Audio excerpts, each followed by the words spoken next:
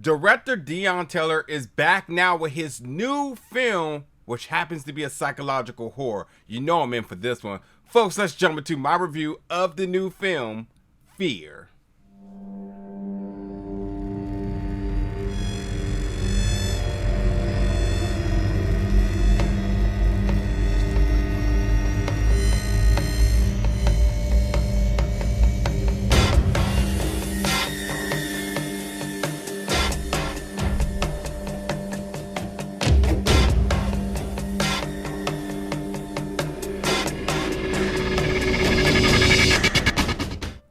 What's up, everybody, and welcome back to the channel today for another review. And today we're going to be reviewing the new film Fear, which is coming to theaters January 27th. Now, yes, Deon Taylor returns now for his new psychological horror film, which I know I am a big horror fan here, so I have to check it out. And I do like psychological dramas and psychological thrillers. So you're giving me a psychological horror, I mean, it's a no-brainer for me.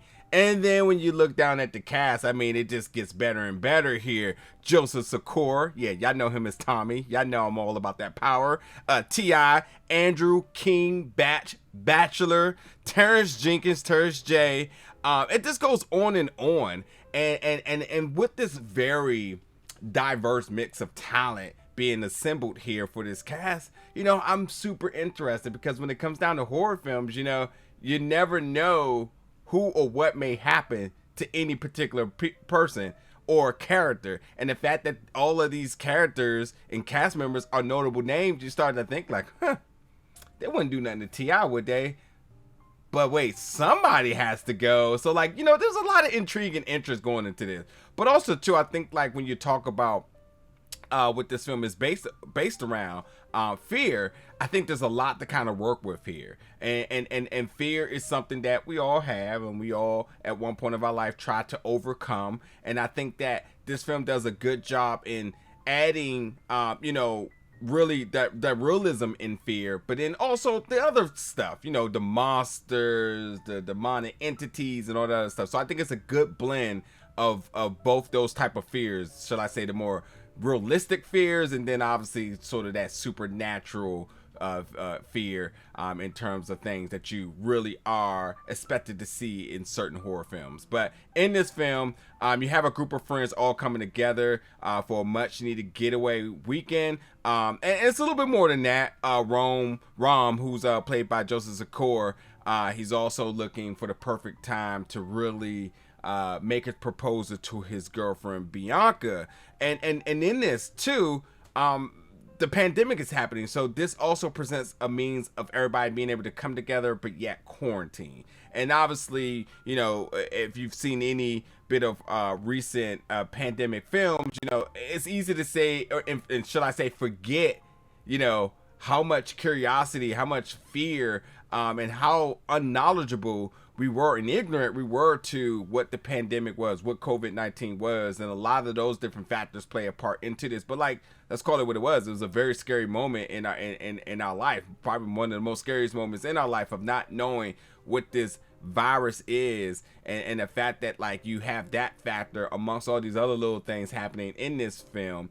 It just adds layers and layers into the horror. But as I said, Rom, you know, he's looking to propose to his girlfriend. It's a much needed break for him. He's been working pretty hard at his books, and you know, he's trying to balance out that time with him and his craft, along with, you know, making time for his girlfriend. But like, as I said, you know, they all need a getaway. Everyone needs to get away. Plus, a quarantine sounds like a good idea. So they go to this remote yet historic hotel, which, okay, now we kind of know where this is going, right?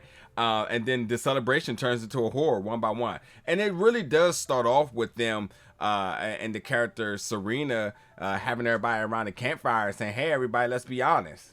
What's your biggest fears? Let's all tell all around this fire right now. And a lot of people get I think this is a good introduction to our characters, and also a means to being familiarized with our characters, is understanding what their fears are, and how some of these fears could be relatable to some of the things that we may have fears of. I think T.I.'s character Lou talks about the fear of disappointing the folks around us. I absolutely have felt that at a time in my life.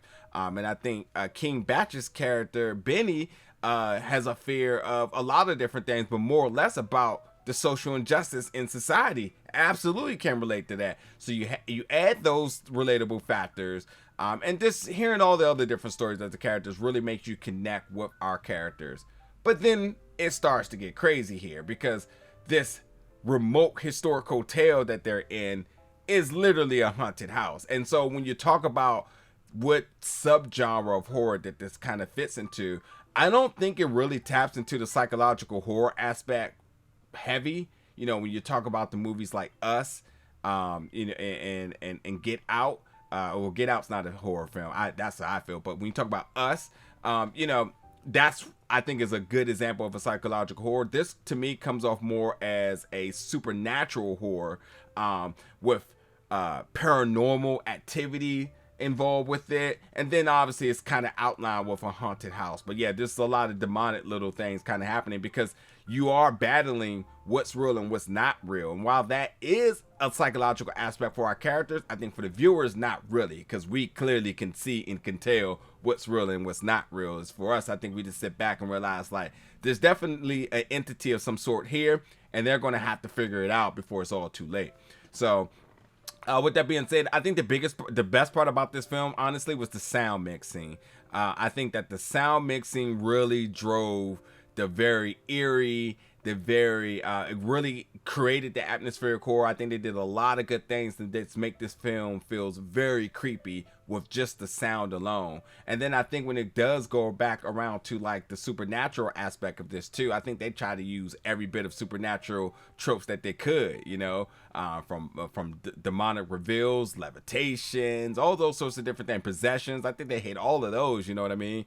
But I think truly the bread and butter of this film was the sound mix. I thought the sound mixing did a very, very fantastic job in really creating the horror in this film. But overall, the film itself, I think that it had a lot of potential. I think it just never really fully executed. There was times I felt like, oh, this is getting really good. Then it kind of digressed. Then I felt like it was getting really good and kind of digressed. So overall, I didn't overly love this film. I thought it was just a very solid film. But nonetheless, it's an independent film. And I think the film does a good job in terms of the production feeling bigger and more, and shall I say, and have a bigger budget than it actually appears to have. So I think overall it's a very solid production. And I did like the performances. I thought T.I. had a couple of really phenomenal scenes in this. Rudy Modeling, who plays Serena, and I probably pronounced her last name correct, but Ruby, who plays Serena, I think that she has a lot of good scenes in this as well too. Joseph really transformed, because I only know him as Tommy. I'm just joking, but nonetheless, I think he really transformed into this character Rom, and really believable about all the different things that he's experiencing, especially since partially his fault, partially Serena's fault that they're in the situation that they're in. So yeah, I think there was like good performances around the board, solid performances around the board. So you know, nothing from the actors that made this film kind of feel like a fall. I just feel like maybe some of the pacing, and I think maybe the execution of the horror. I think it could have gotten a little bit more deeper, maybe more gore or whatnot. I don't know, but gore obviously ups the budget and whatnot. But yeah, overall, I think that the film just was a very solid film. You know, I didn't love it, didn't hate it. And I think in terms of, you know, going out and seeing it in the theaters as a popcorn flip, I think it's very solid on that note as well too. Now, I have to say, the ending of this film. Now, listen, beware of this statement, because like I know if I heard this statement, I'm gonna say, oh, I'm not watching this. But the ending totally gave me vibes like M. Night Shyamalan's The Village. And oh, I hated that ending. But this one, in fair, wasn't that bad. But it definitely was a very subtle, like, okay. The twist and the reveal, and then the ending, much like The Village, you know. So I was a little bit shocked that, like, we're very much left off on a lot of, like, I think I have more questions than I have answers here. And the film's not going to deliver it to you, because before you know it, the film is over. But yeah, I think this is a very solid film. I definitely think that, like, you know, for it being an independent film, I think that the film truly, you know, uses its own level of witchcraft to make it feel like a bigger production than it was. The CGI was really good. I ain't gonna say really good, but it didn't fall off. You know, it was done and implied in a way that didn't look too wonky or too over the top, whatever it may be. And then it's going back to like performances, Ruby Modine, T.I., Joseph Sikora, Annie, just up and down, Andrew, Terrence, you know, everybody was able to contribute to the film in a way that was able to showcase their talent. Because when you're looking down the board, there's a couple of comedians here, and you think like, oh, it's going to be funny. And like, yeah, T.I. has his little moments, Terrence J has his moments, but it never really takes away from the fact of like, you know, this is a horror film. And you also do believe in these folks' friendship. Like, they do a good job of really making the bond amongst all these folks feel really believable as well, too. So, like, yeah, you know, I definitely, again, think this is a solid film. Definitely worth a watch. And then, you know, we'll see if there is more to tell in this universe, because with the theme of fear and how it's applied here, you could kind of run this a couple of times over, you know, and I think it will be just fine. But hey, check it out, folks. Jump in the comments, let me know your thoughts about it when you do, and as always, stay tuned for more reviews very soon.